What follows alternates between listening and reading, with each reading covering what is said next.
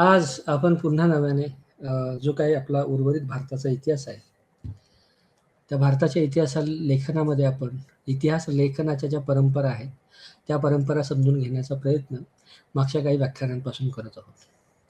आणि त्यामुळे हा जो कोर्स क्रमांक आहे आपला, कोर्स कोड आहे, तो BHIE 144 असा आहे.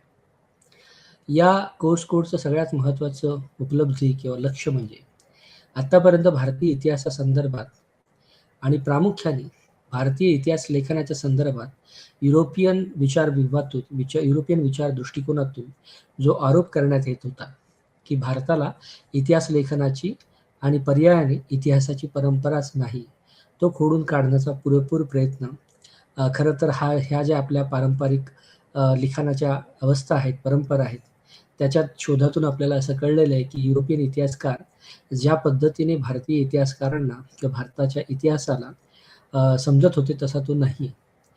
अर्थात यामध्ये आपण बऱ्याच वेळा नमूद केलेली गोष्ट अशी की युरोपियन इतिहासकार ज्या शास्त्रशुद्ध चौकटीमध्ये कुठल्याही इतिहासाला आणि ऐतिहासिक तथ्याला मांडतात, तशा शास्त्रशुद्ध पद्धतीने भारताचा इतिहास लेखनाची परंपरा नाहीये.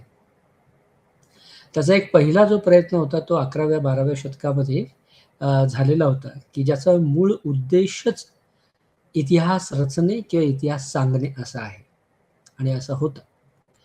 तर तोपर्यंत जे काही आपण इतिहास लेखनाच्या परंपरा म्हणून जे काही तथ्य आपण आतापर्यंत पडताळले, त्याचा मूळ उद्देश इतिहास समजावून सांगणे किंवा इतिहासाची नोंद ठेवणे असा नसून त्याचा पर्पज किंवा त्याचा मुख्य उद्देश काहीतरी तिसराच होता.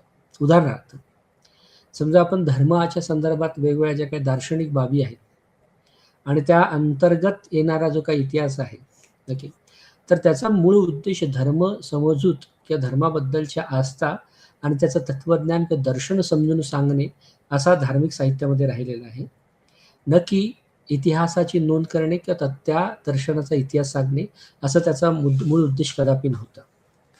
परंतु भारतीय इतिहासकारांनी या सगळ्या प्रक्रियेकडे एका वेगळ्या उद्देशातून बघितलं आणि त्याचं जे एक महत्त्वाचं जे आर्ग्युमेंट उभं राहतं ते अशा पद्धतीने राहतं की ठीक आहे, त्यामध्ये भारतीय इतिहासकारांना किंवा भारतीय इतिहास लेखनाच्या परंपरांचा अभ्यास करणाऱ्या अभ्यासकांना हे मान्य आहे की या संपूर्ण साहित्याचा जो मुख्य उद्देश आहे, मूळ उद्देश आहे, तो काही इतिहास सांगणे किंवा इतिहास नोंद करणे असा नसला तरी ज्या कुठल्या निमित्ताने ते सगळं साहित्याची रचना झालेली आहे, त्या रचनेमध्ये इतिहासाची जाणीव प्रतिबिंबित होते. त्यामुळे हे एक अत्यंत महत्त्वाचं बाब भारतीय इतिहासकारांनी जागतिक इतिहासाच्या संदर्भात किंवा जागतिक इतिहास लेखन परंपरांच्या संदर्भात आवर्जून लक्ष वेधून घेणारी अशी ठरवली. प्रामुख्याने रोमेला थापर असं म्हणतात की या संपूर्ण इतिहास लेखन परंपरेमध्ये भारताच्या लिखाणाचं जे काय जे काही लिखित साहित्य आहे, त्याचा मूळ उद्देश जरी इतिहास लिहिणे किंवा इतिहास सांगणे असा नसला तरी सुद्धा त्या संपूर्ण साहित्यामध्ये एक अंतर्निहित ऐतिहासिक जाणीव अस्तित्वात होती, ज्याला इंग्रजीमध्ये एम्बेडेड हिस्टॉरिकल कॉन्शियसनेस असं म्हटलं गेलेलं आहे. तो एम्बेडेड हिस्टॉरिकल कॉन्शियसनेस या संपूर्ण साहित्यामध्ये अस्तित्वात होता, असं प्रामुख्याने या संपूर्ण इतिहासकारांचं या ऐतिहासिक साहित्याबद्दल लिखाणाबद्दलचं म्हणणं आहे. आणि त्यामुळे भारताच्या आपण असंख्य परंपरा या बिंदूखाली, या शीर्षकाखाली नोंदवत आहोत. त्यामध्ये वैदिक परंपरा, धार्मिक परंपरा, जैन परंपरा, बौद्ध परंपरा, खरं तर या दर्शनशास्त्राच्या आणि धर्मशास्त्राच्या परंपरा म्हणून जरी ओळखल्या जात असल्या तरी उदाहरणादाखल आपण बौद्ध परंपरेचं जर उदाहरण घेतलं तर बौद्ध दर्शन समजावून सांगता सांगता बुद्ध कालखंडातल्या सामाजिक आर्थिक रचना आपल्याला जातक कथा, त्रिपिटक आणि इतर जे काही बौद्ध साहित्य भारतात आणि भारताबाहेर उपलब्ध होतं त्यावरून आपल्याला तत्कालीन समाज व्यवस्थेचं लक्षणं, वैशिष्ट्य दिसून येतात. त्यामुळे त्या बौद्ध साहित्याचा मूळ उद्देश बौद्ध दर्शन सांगणे असा आहे, वेगवेगळ्या माध्यमातून. म्हणजे उदाहरणार्थ जातक कथांच्या माध्यमातून बुद्धांचे जे वेगवेगळे अवतार म्हणूया आपण हवं तर. पण त्या ज्या बोधिसत्वाच्या वेगवेगळ्या अवस्था आहेत, त्या अवस्थेच्या आधारे बौद्ध दर्शन समजावून सांगणे हा उद्देश जरी असला, तरी जी पात्र जातक कथांमध्ये येतात, जे सामाजिक रचना जातक कथांमध्ये येतात, ज्या धार्मिक आस्था आपल्याला जातक कथांमध्ये दिसतात, तर त्यातून या धार्मिक, सामाजिक आणि इतर बाबींचा इतिहासाचा उलगडा आपल्याला बौद्ध दर्शनाच्या जातक कथा, त्रिपिटक, बौद्धवंश, दीपवंश अशी या काळातले जे काही बौद्ध साहित्य होतं त्याच्यातून प्रकटली जाते. त्यामुळे या सगळ्या साहित्यामध्ये एक अंतर्निहित ऐतिहासिक जाणीव उपस्थित आहे. असं खरं तर त्या मुख्य राष्ट्रवादी इतिहासकारांचं आर्ग्युमेंट आहे किंवा त्यांचं आकलन आहे. त्या संदर्भामध्ये आपण प्राचीन भारतामध्ये वेद, वैदिक साहित्य, बौद्ध दर्शन, जैन दर्शन या सगळ्या दर्शनाच्या आणि पर्यायाने धर्मशास्त्राच्या साहित्यामध्ये असलेल्या ऐतिहासिक जाणिवेचा आढावा घेण्याचा प्रयत्न केला. जैन तीर्थंकर हे वास्तव व्यक्तिमत्व होतं. ते कुठलं तरी आभासी, काल्पनिक असं व्यक्तिमत्व नव्हतं. त्यामुळे जैन तीर्थंकर, त्या काळातली समाज व्यवस्था, त्यांचं स्वतःचं चरित्र त्या जैन साहित्याच्या निमित्ताने आपल्याला अवगत होतं. तसंच बौद्धांचं, तसं वैदिकांचं. त्यामुळे ह्या सगळ्या ज्या काय वेगवेगळ्या अवस्था लिखाणाच्या आणि वेगवेगळ्या स्वरूप लिखाणाची राहिलेली आहेत, त्या संपूर्ण साहित्याचा मूळ गाभा जो भरलेला आहे त्याचा, तो इतिहासाच्या जाणीवेने भरलेला आहे, असं एक सत्य स्थापित करण्यापर्यंत भारतीय इतिहास लेखनशास्त्राचा इतिहास घडलेला दिसून येतो. परंतु याचा अर्थ भारताला इतिहास लिखाणाची परंपराच नव्हती असा जो काही आरोप झाला तो या निमित्ताने दुय्यम ठरत जातो. पण याचा अर्थ भारतीय इतिहासकारांनी किंवा भारतीय इतिहासाला अशाच पद्धतीने घेतलं गेलं की कुठल्या तरी वेगळ्या निमित्तासाठी ते साहित्य उत्पन्न झालं, परंतु मूळ इतिहास समजावून सांगणे किंवा त्या इतिहासाची नोंद घेणे असं मुळीच त्या साहित्याचा उद्देश नाही, असं काही सदा सर्व काळ झालेलं नाही. त्याचा एक पहिला उत्तम प्रयोग 11व्या शतकामध्ये झाला. तो प्रयोग म्हणजे इतिहास लेखनाचा प्रयोग म्हणून त्याच्याकडे बघितलं जातं. म्हणजे त्या साहित्याचा मूळ उद्दिष्टच मुळात घडलेला इतिहास जसाच्या तसा सांगणे, नोंदवणे, रेकॉर्ड करणे असा राहिला. आणि 11व्या शतकातला ते महत्वाचा ग्रंथ म्हणजे कल्हणाने लिहिलेला राजतरंगिणी. त्यामुळे कल्हणाने लिहिलेल्या राजतरंगिणीमध्ये प्रामुख्याने काश्मीरच्या वेगवेगळ्या राजांच्या नोंदी, इतिहास, त्यांच्या स्पर्धा आणि इतर ज्या काही त्या राजवटींशी संबंधित असलेल्या ज्या बाबी आहेत, त्या सगळ्यांचा धांडोळा आपल्याला राजतरंगिणी या कल्हणाने लिहिलेल्या आणि पहिला लिखित इतिहास म्हणून भारतीय इतिहास लेखनामध्ये नोंद असलेल्या पुस्तकाची पर्यायाने इतिहासाची दखल या इतिहास लेखनशास्त्रामध्ये घेतलेली आहे. कारण ही सगळी जी उदाहरणं आहेत ही प्रामुख्याने प्राचीन भारताच्या संदर्भातली उदाहरणं आहेत. तसाच एक मुख्य प्रयोग खरं तर राजतरंगिणीच्या नंतर जो काही मध्ययुगीन कालखंड सुरू होतो आणि पर्यायाने एक वेगळ्या पद्धतीच्या राजवटीच्या किंवा वेगळ्या वंशाची राजवटी स्थापन होतात, त्याच्यातले जे काही अधिकारी आहेत, त्यामधले जे काही वेगळ्या पद्धतीचे लेखक आहेत, त्यांनी त्यांच्या दृष्टिकोनातला एक इतिहास लिहिण्याचा प्रयत्न केला. मुळात ज्या अधिकाऱ्यांबद्दल, ज्या लेखकांबद्दल आपण बोलत आहोत, ते मध्ययुगीन कालखंडातले लेखक आहेत. आणि मध्ययुगीन कालखंड हा फक्त कालखंडाच्या संदर्भात, कालपटाच्या संदर्भातलं वर्गीकरण नसून ते पर्यायाने सत्ता रूपांतर किंवा सत्ता बदलाचं सुद्धा परिवर्तन आहे. म्हणजे प्राचीन भारताचा इतिहास हा प्रामुख्याने ऐतदेशीय राजवटींचा इतिहास राहिलेला आहे. जरी समजा त्यामध्ये काही परकीय शक, हुन, कुषाण, इतर महत्वाची मंडळी परकीय असली तरी सुद्धा ती फार प्रभावशाली म्हणजे संस्कृती म्हणून प्रभावशाली ठरत नाहीत. परंतु मध्ययुगीन कालखंडामध्ये एक वेगळ्या ढाचणीचा, वेगळ्या धाटणीचा इतिहास लेखनाचा प्रयोग आणि त्याचं मूळ उद्देश सुद्धा मध्ययुगीन राजवटीला केटर करणं किंवा मध्ययुगीन राजवटीचे लक्ष हासिल करणं असा तो राहिलेला आहे. त्यामुळे परंपराच मुळात दुसऱ्या पद्धतीने विकसित झालेली दिसून येते या इतिहास लेखन पद्धतीच्या बाबतीत. त्यामुळे आपण आतापर्यंत प्राचीन भारतीय इतिहास लेखनाची परंपरा असं म्हणून ज्या जैन, बौद्ध, वैदिक परंपरांचा गौरव करतो, तशाच पद्धतीच्या परंतु वेगळ्या वर्गवारीत येणाऱ्या इतिहास लेखनाच्या परंपरा मध्ययुगीन कालखंडात सुरू झाल्या. तशाच पद्धतीच्या म्हणजे इतिहास लेखनाच्या दृष्टीने थोड्या समांतर, परंतु सांस्कृतिक आविर्भाव आणि सांस्कृतिक पद्धतीने पूर्णपणे वेगळ्या, आणि त्यामुळे या वेगळ्या असलेल्या परंपरांना इंडो पर्शियन परंपरा असं म्हटलं गेलं.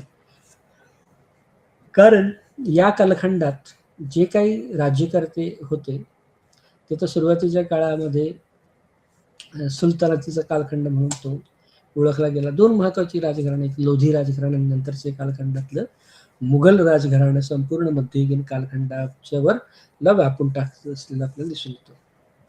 त्यामुळे राजकीय पद्धतीची राजवट बदलली, ओके, आणि त्यामुळे पर्यायाने या बदललेल्या राजवटीच्या निमित्ताने यातले इतिहास नोंद करणारे हात किंवा लेखक, त्यामुळे या प्रक्रियेतलं की ज्याला ही परंपरा म्हटलं गेलं की इंडो पर्शियन परंपरा, ही मुळात ऐतदेशीय परंपरा नव्हती.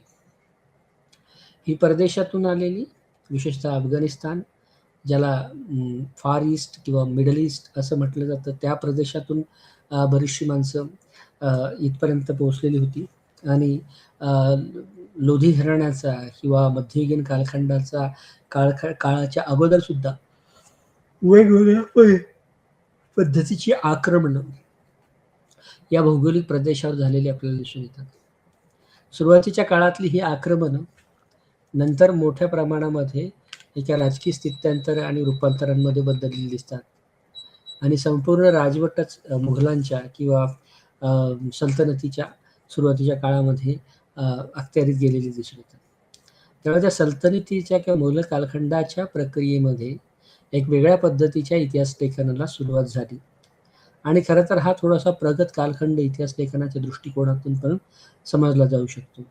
कारण या शास्त्रशुद्ध किंवा इतिहास नोंदवणं हेच एक मूळ उद्देश असलेल्या लिखाण पद्धतीमध्ये पहिला जो काय पाया किंवा पहिली जी काय सुरुवात केलेली आपल्याला दिसून येते ती काश्मीरच्या इतिहासासंदर्भात राजतरंगिणी या ग्रंथाने, की जी कल्हणाने लिहिली. तशी इंडो पर्शियन परंपरेमध्ये सगळ्यात महत्त्वाची जी 2 नावं प्रसिद्ध आहेत किंवा उभी राहतात ती म्हणजे मुहम्मद कासिम फरिश्ता आणि अबुल फजल.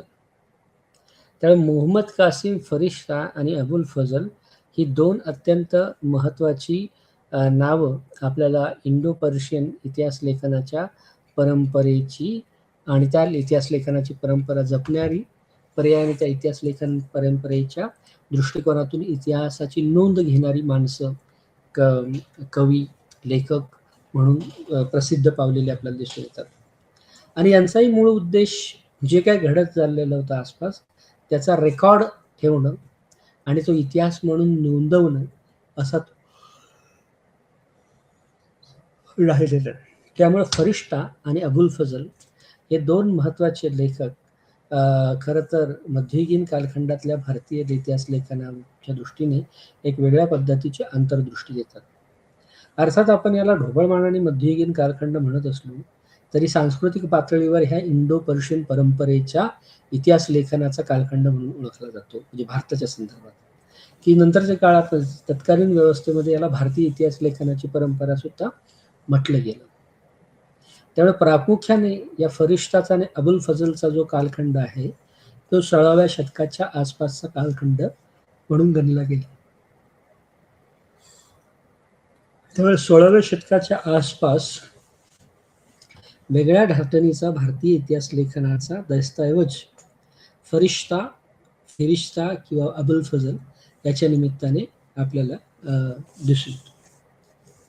अर्थात हे जरी इतिहासकार असले आणि यांचा मूळ उद्देश घडत असलेल्या घटनांची नोंद करणं हा जरी असला तरी हा सुद्धा एक वेगळ्या पद्धतीच्या राजदरबारी इतिहास लेखकांचे प्रकार म्हणून आपल्याला फरिश्ता आणि अबुल फजल यांच्याकडे बघता येऊ शकतात, की ज्याला इंग्रजीमध्ये कोर्टली हिस्टोरियन असं म्हणतात, की हे त्या राजदरबाराच्या गरजेतून लिहिणारी किंवा लिहिती असलेली मंडळी म्हणून यांच्याकडे बघितलं जातं.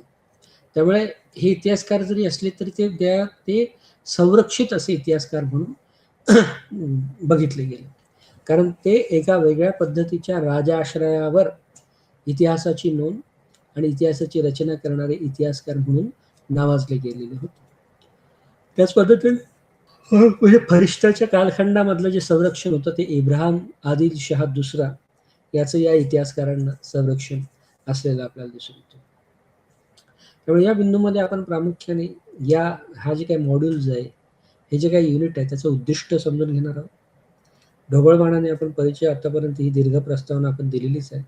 16व्या शतकाच्या आसपास ज्या काही लिखाणाच्या पद्धती विकसित झाल्या, ते जे काही इतिहास लेखन फिरिश्ताच्या आणि अबुल फजलच्या निमित्ताने झालं, तर त्या साहित्याची नोंद किंवा त्या साहित्याची दखल आपण या ठिकाणी घेणार आहोत. फिरिश्ता हा जो काही इतिहासकार म्हणून या कालखंडामध्ये ओळखला गेला, त्या फरिश्ताचा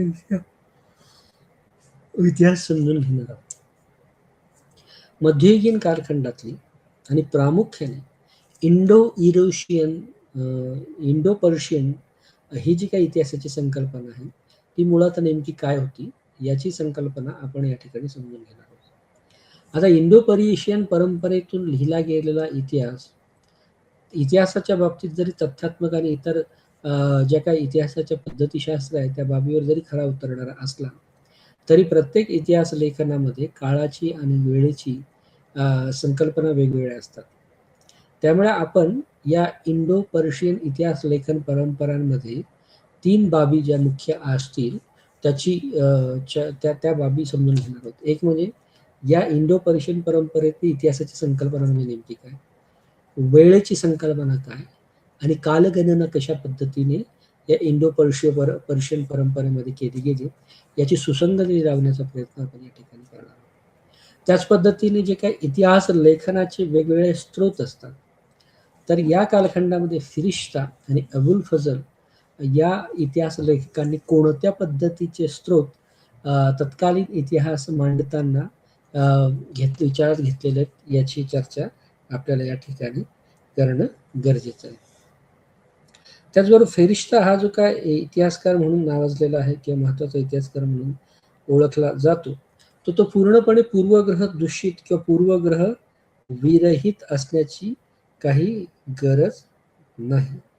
त्यामुळे तशाच पद्धतीची जे काही वेगवेगळ्या संकल्पनांवर युरोपियन धाटणीचा प्रभाव आपल्याला या ठिकाणी दिसतो. म्हणजे फिरिश्ताच्या लिखाणामध्ये सुद्धा वेगवेगळ्या युरोपियन म्हणजे जो काही कालक्रम आपल्याला दिसतो, त्या कालक्रमामध्ये युरोपियन धारणा या फिरिश्ताच्या क्रॉनिकलमध्ये जी काही इतिहास लेखनाची शिस्तबद्ध क्रम आहे, त्या क्रमामध्ये हा जो काही क्रम लावला, ती क्रम लावणे ही प्रक्रियाच मुळात युरोपियन आहे. आणि त्यामुळे ही जी क्रमवारी जी ठरलेली आहे फिरिश्ताच्या कालखंडातली, फिरिस्ताने जो काही इतिहास म्हणून धारणा केलेली आहे, तर त्यामध्ये युरोपियन इतिहासाची धारणा आपल्याला या ठिकाणी दिसून येते. आणि त्यामुळे हे एक महत्त्वाचं फिरिश्ताच्या संदर्भातलं बाब आपल्याला या ठिकाणी लक्षात घेणं गरजेचे आहे. त्याच्यानंतर आपण अबुल फजल हा जो काही महत्त्वाचा इतिहासकार आहे, त्या इतिहासाच्या संदर्भात आपण काही बाबींची चर्चा. त्यामुळे भारतीय इतिहास लेखनामध्ये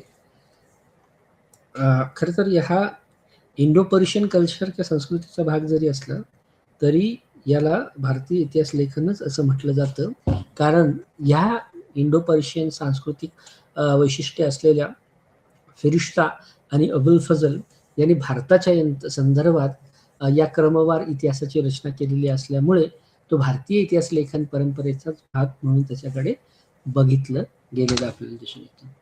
त्यामुळे हे जे काय अबुल फजल आणि फिरिश्ता हे दोन्ही जे काय महत्त्वाचे इतिहासकार इंडो पर्शियन सांस्कृतिक संदर्भामध्ये दिसून येतात, यांचा कार्यकाळ हा 1600च्या सुमारास आपल्याला दिसून येतो. त्यामुळे 1600च्या सुमारास हा इतिहास लेखनाचा जो काही कल होता, तो कल नेमका कसा होता तो आपल्याला या ठिकाणी समजून घेणं गरजेचं आहे. आता हे समजून घेत असताना आपल्याला या इंडो पर्शियन सांस्कृतिक बाबींमधला जो काही फिरिष्ट आहे त्याची नेमकी पार्श्वभूमी काय आणि त्याचा सांस्कृतिक वारसा कुठला, या दोन गोष्टी सुद्धा समजून घेणं तितकंच आवश्यक आहे. कारण फिरिष्ता या ज्या इंडो पर्शियन सांस्कृतिक परिप्रेक्ष्यातून भारतीय इतिहास लेखन करतो त्याच्यावर युरोपियन धारणांचा पगडा किती आणि ऐत्यदेशीय धारणांचा पगडा किती, या दोन्ही बाबी आपल्याला समजून घेणं गरजेचं आहे. ओके, त्यामुळे फरिष्ताचा सांस्कृतिक वारसा आणि त्या सांस्कृतिक वारशाचा त्याच्यावर त्याच्या इतिहास लेखनावर असा परिणाम आपल्याला समजून घेणं गरजेचं आहे. अर्थात फिरिष्ता हा एक वेगळ्या धाटणीचा आणि वेगळ्या इंडो पर्शियन संस्कृतीमधून लिहिणारा लेखक असल्यामुळे त्याची मुळात इतिहासाची संकल्पना काय होती, तर ही सुद्धा आपण या ठिकाणी समजून घेणं गरजेचं आहे. आणि हे समजून यावं असं एक मुख्य उद्दिष्ट या ठिकाणी या युनिट क्रमांकाचं ठेवलेलं आहे. ओके, आणि जसं आतापर्यंत आपण या बाबी बघितल्या की इतिहास, काळ आणि वेळ या तिन्ही प्रक्रियेमध्ये फिरिष्ता काळाकडे कसा बघतो, ऐतिहासिक संकल्पने कसा बघतो आणि वेळ म्हणजे तत्कालीन काळच करते याच्याकडे कसं बघतो, या बाबी सुद्धा आपल्याला या ठिकाणी विचारात घेणं गरजेचं आहे. आणि मुळात त्या समजाव्यात असं एक महत्वाचं उद्दिष्ट या ठिकाणी उराशी बाळगलेलं. त्याच पद्धतीने या कालखंडातले असं म्हटलं जातं की यांच्या लिखाणावर काही प्रमाणामध्ये युरोपियन क्रम इतिहासाचा, क्रोनॉलॉजिकल हिस्ट्रीचा प्रभाव पडलेला दिसतो. तर त्यामुळे युरोपियन या संदर्भामध्ये अलेक्झांडर डाऊ आणि फिरिष्ता जो आहे यांच्यामध्ये काय अंतरसंबंध आहे लिखाणाच्या बाबतीमध्ये, इतिहास लेखनाच्या बाबतीमध्ये, तर या दोन्हींच्या कार्याचं विश्लेषण या ठिकाणी घडवून येणं किंवा ते समजून घेणं हे महत्त्वाचं उद्दिष्ट आहे.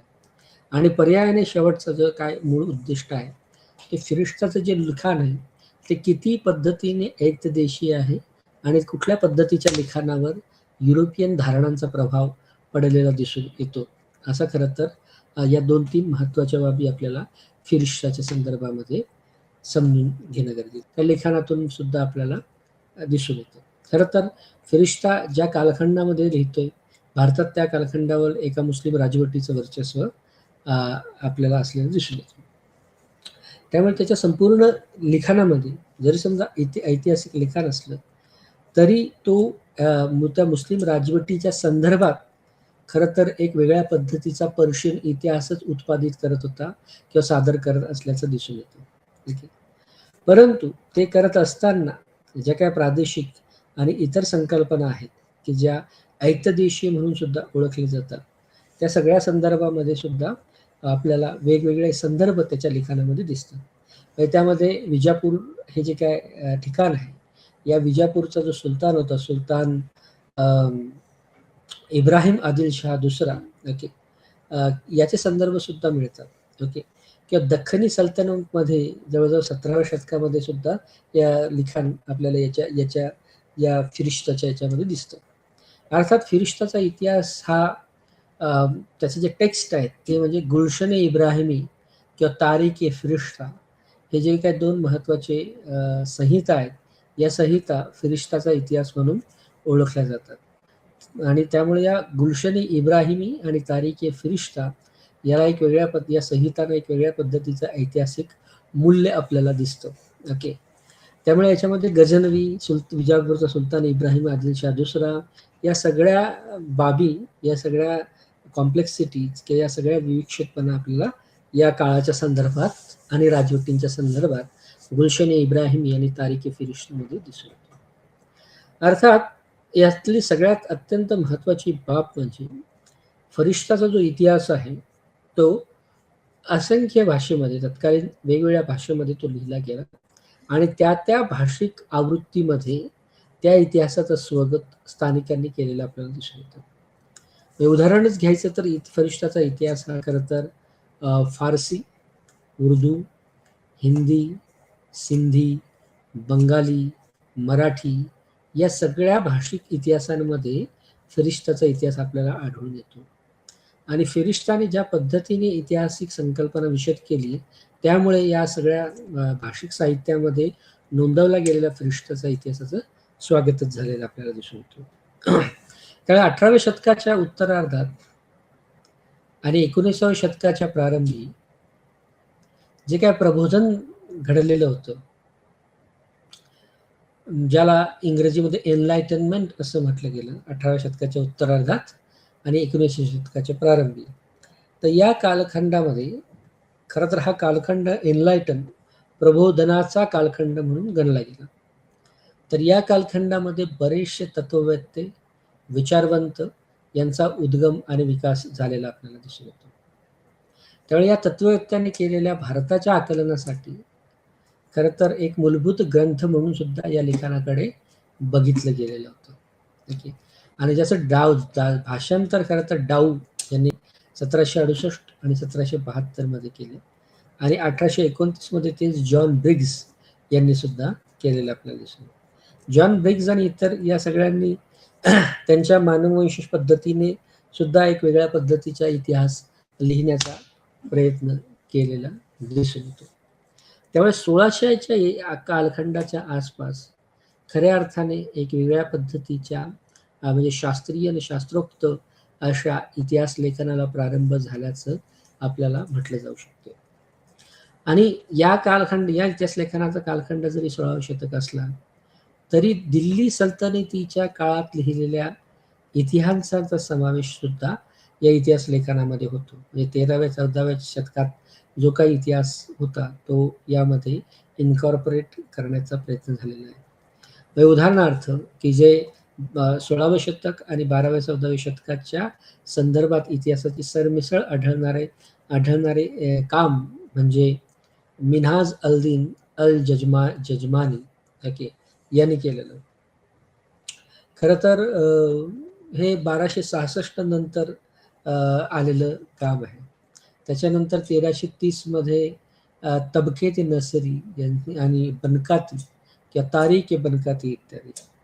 आणि 16व्या शतकाच्या अखेरीसपासून मुघल सम्राटाच्या काळामध्ये लिहिलेले प्रसिद्ध इतिहास हा खरं तर इतिहास लेखनाच्या प्रक्रियेतल्या वेगवेगळ्या टप्प्यां म्हणून आपल्याला 12व्या-13व्या शतकातलं इतिहास लेखन, 16व्या शतकातलं इतिहास लेखन आणि त्या राजवटीच्या राजकीय परिप्रेक्ष्यामध्ये लिहिलेलं इतिहास लेखन याची सांगड आपल्याला या ठिकाणी घालता येते. पण या सगळ्यातलं महत्वाचा गाभा काय? म्हणजे या इतिहास लेखनाची धाटणी किंवा वैशिष्ट्य काय? राजतरंगीने लिहिलेला इतिहास आणि प्राचीन भारतातल्या इतिहास लेखनाच्या परंपरा किंवा इतिहास लेखन याचा ढाचा किंवा याचं स्वरूप हे पूर्णपणे या इतिहास लेखनाच्या स्वरूपापेक्षा पूर्णपणे वेगळं आहे. ठीक आहे. त्यामुळे या कालखंडात एक वेगळ्या पद्धतीच्या संस्कृतीचा उदय झालेला आपल्याला दिसतो आणि त्या सांस्कृतिक परिप्रेक्ष्याचा किंवा त्या संस्कृतीचे अवशेष किंवा त्याचं प्रतिनिधित्व आपल्याला या कालखंडामध्ये लिहिलं गेलेलं इतिहास लेखनाच्यावर या संस्कृतीचा प्रभाव पडतो. म्हणजे सुरुवातीच्या 12व्या-13व्या शतकामध्ये हे मोगलांनी किंवा अफगाण्यांनी केलेल्या आक्रमणाचा कालखंड म्हणून त्याच्याकडे ओळखलं गेलं. तो कालखंड त्यांच्या आक्रमणाचा कालखंड म्हणून ओळखला गेला. पण 16व्या शतकापर्यंत किंवा 15व्या-16व्या शतकापर्यंत हे आक्रमण जाऊन एक वेगळ्या पद्धतीच्या स्थिर सांस्कृतिक बाबूंची रचना या ठिकाणी उभी राहते. आणि ह्या ज्या स्थिर संस्कृती तयार झालेली होती त्याला खरं तर 2 संस्कृतीतली जी सरमिसळ झाली होती, त्याचं संमिलन झालेलं होतं. त्या संमिलनाच्या नावानेच ही संस्कृती ओळखली गेली. म्हणजे भारतीय सभ्यता आणि संस्कृतीचं परकीय सभ्यता आणि संस्कृतीशी जे काही आंतरसंबंध तयार झाले.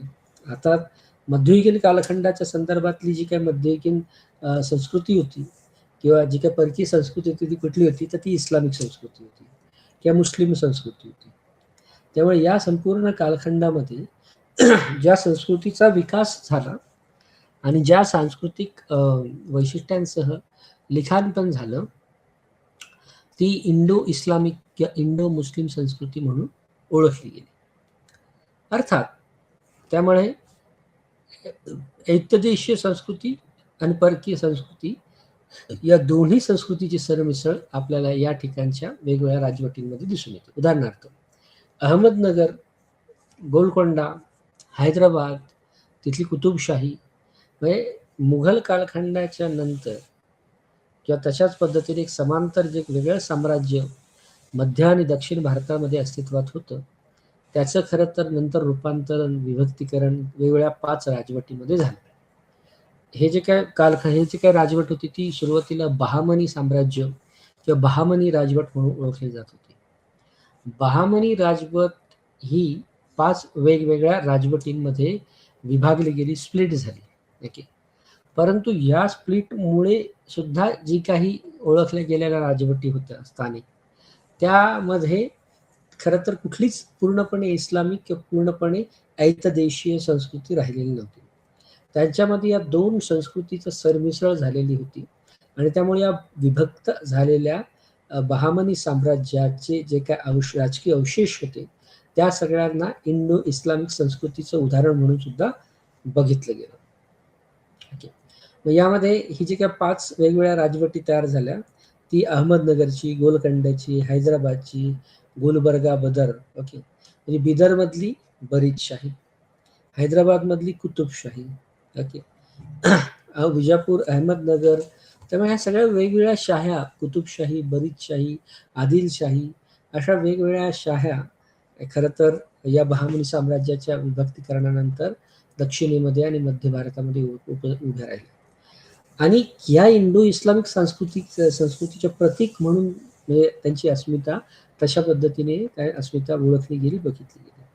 अर्थात या कालखंडामध्ये वेगवेगळ्या शहरांचा, किल्ल्यांचा सुद्धा एक वेगळा विकास दिसून येतो. परंतु या शहर किंवा किल्ल्यांना सुद्धा इंडो इस्लामिक संस्कृतीचा प्रभाव असलेली शहरं किंवा किल्ले म्हणून त्यांची गणना केली गेली. त्यामुळे या कालखंडात लिहिलं गेलेलं फिरिष्ता आणि अबुल फजलच्या निमित्ताचं जे काही इतिहास लेखन आहे, त्या इतिहास लेखनावर या सांस्कृतिक सरमिसळीचा मोठा प्रभाव आपल्याला दिसून येतो. त्यामुळे या कालखंडात लिहिले गेलेलं इतिहास लेखन हे इंडो इस्लामिक पद्धतीचं इतिहास लेखन म्हणून सुद्धा ओळखलं गेलं.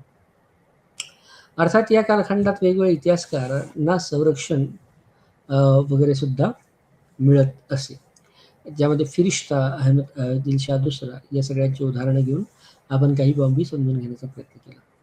अर्थात फिरिष्ता जो होता त्याचं खरं नाव मोहम्मद कासिम हिंदू शाह अस्तराबादी होतं.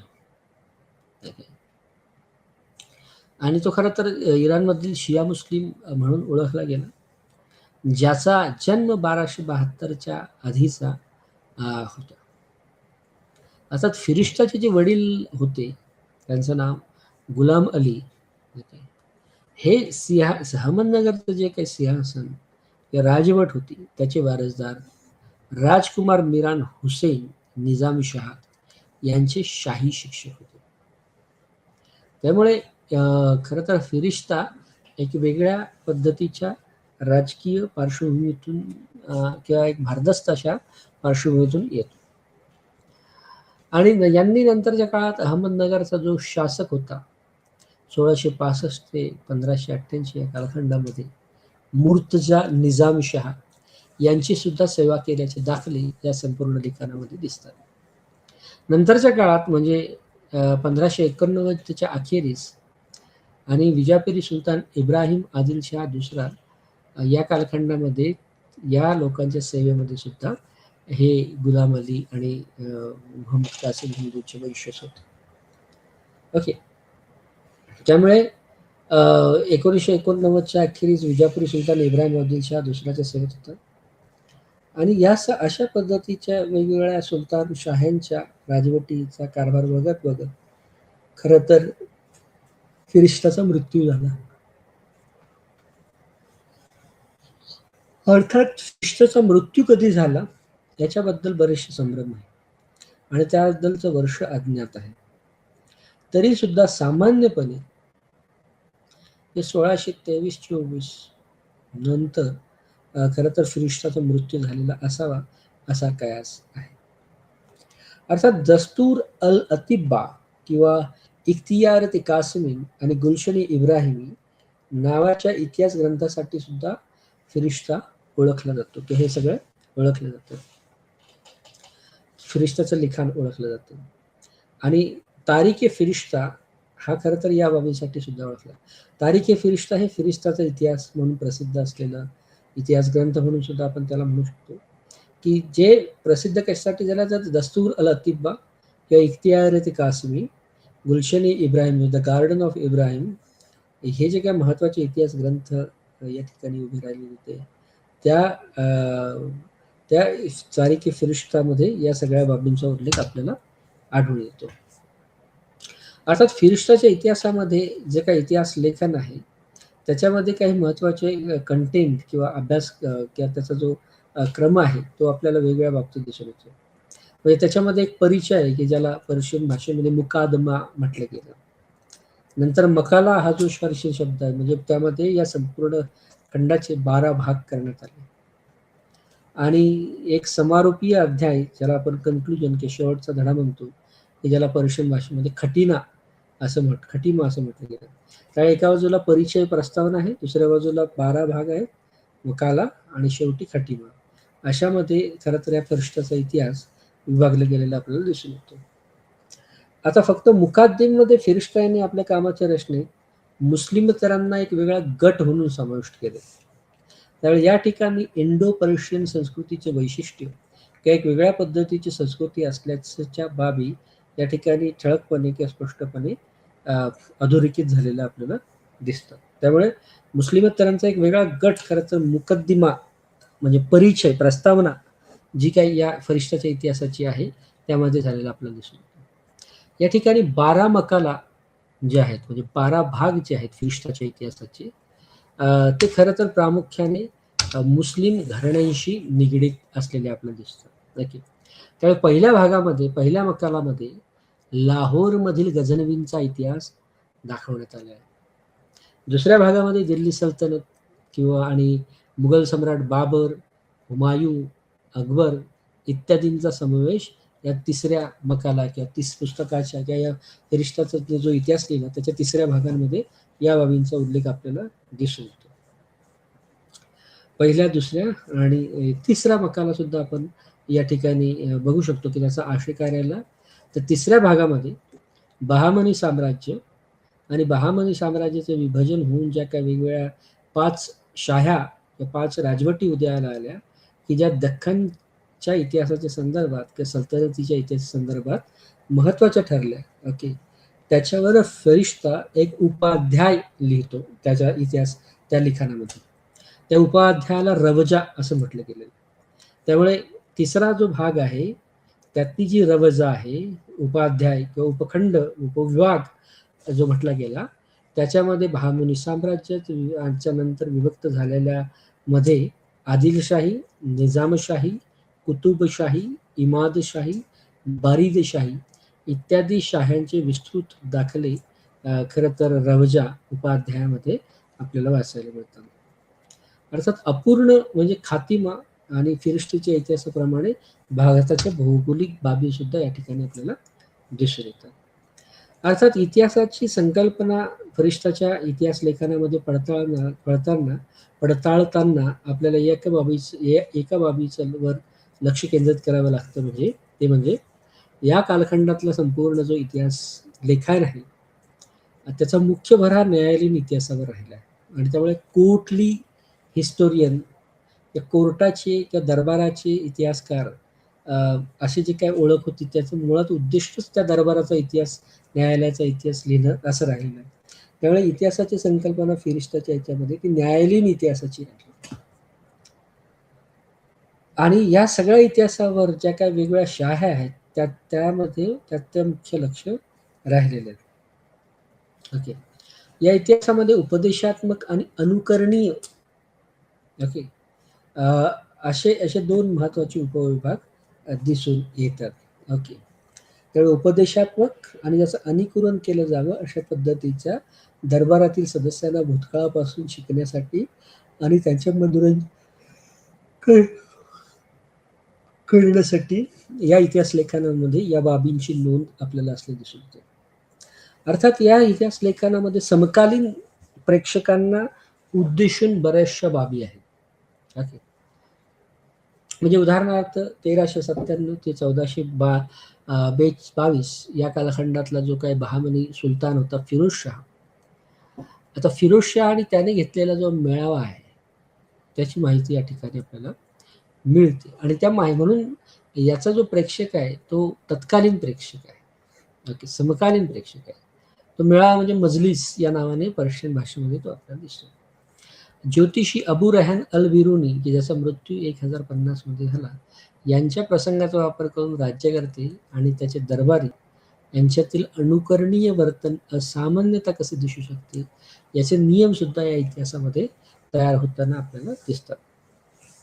अर्थात हा दरबारी किंवा न्यायालयीन इतिहासावर त्याचा भर असला तरी सुद्धा दरबारी वर्तनाचे जे काही मान्य निकष होते, त्या निकषांबद्दलच्या सूचना होत्या, त्या सुद्धा या ठिकाणी पाळल्या गेल्याचं लक्षात येतं. उदाहरणार्थ म्हणजे आदिलशाह दुसरा यांच्या दरबारी शासक आणि त्याच्या दरबारी यातल्या काही सूचना. दुसरं एक महत्वाची जी काही तात्विक किंवा एक उपदेशात्मक जो काही गाभा राहिलेला आहे या लिखाणाचा, त्याच्यामध्ये उपदेश काय आहे की राज्यकर्त्यांनी त्यांच्या व्यवहारामध्ये या राज्यकारभारामध्ये निष्पक्ष असलं पाहिजे. तर हा एक उपदेश या ठिकाणी आपल्याला दिसून येतो. तसंच अनुकरणीय भाग सुद्धा इतिहासात दिसून येतात. ओके, म्हणजे या ठिकाणी ज्या काही कथा आहेत त्या नैतिक कथा आपल्याला या ठिकाणच्या इतिहासात दिसतात. ओके, अर्थात या कथेचा उद्देशच मुळात नैतिकता स्पष्ट करण्यासाठी आहे. त्यामध्ये फारसी कविता आहे, थेट भाषण म्हणजे प्रत्यक्ष भाषण आहे, या समकालीन कथांचं वर्णन सुद्धा आपल्याला या संपूर्ण या ठिकाणी या कालखंडात दिसून येतं. अर्थात इस्लाम पूर्ण महाभारताचा समावेश या ठिकाणी काळ म्हणून या इतिहासामध्ये झालेला आहे. ओके, त्यामुळे पर्शियन दरबारात आढळणारा जो काय आदर्श ऐतिहासिक विचारसरणी होती त्याच्या पूर्णपणे विपरीत ही बाब काळाच्या संदर्भात आपल्या आणि वेळेच्या संदर्भात दिसते. उदाहरणार्थ अब्द अल कादिर बदायुनी, की ज्याचा मृत्यू 1615 मध्ये होतो, मुंतखाम तबारिक मध्ये म्हणजे 16व्या शतकाच्या उत्तरार्धामध्ये अशा काही बाबी या ठिकाणी लिहिल्या गेल्या. अर्थात फिरिष्ताच्या काही वर्षापूर्वी धार्मिक युद्धासारख्या इतिहासातील सामान्य बाबी ज्या होत्या त्याच्यावर जोर देण्याची कल्पना इतिहासाच्या लेखकांनी केली नव्हती, की जी अगोदर होती. ओके, त्यामुळे फिरिष्ता ह्या बायबल, कुराण या सगळ्यांची विश्वकथा सुद्धा सांगतो.